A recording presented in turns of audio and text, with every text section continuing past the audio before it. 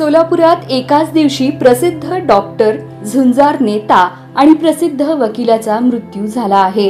यामुळे शहरभर हळहळ व्यक्त केली जात आहे। सोलापूरचे प्रसिद्ध वकील आणि मर्कंटाईल लॉचे माजी गेस्ट प्राध्यापक ॲडव्होकेट रझाक शेख यांचं आज निधन झालं।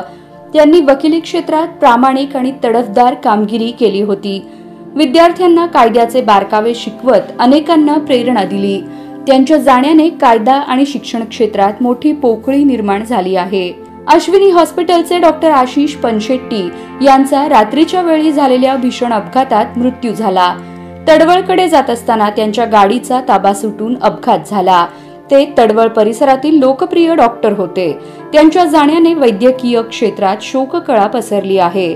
राष्ट्रीय समाज पक्षाचे प्रदेश सचिव सुनील बंडगर यांचे पहाटे हृदयविकाराच्या झटक्याने निधन झाले। ते ग्रामीण व शेतकरी प्रश्नांसाठी झटणारे संयमी नेते म्हणून ओळखले जात होते। त्यांच्या जाण्याने राजकीय क्षेत्रातही पोकळी निर्माण झाली आहे। 3 बड्या मान्यवरांच्या निधनाने सोलापुरात हळहळ व्यक्त केली जात आहे।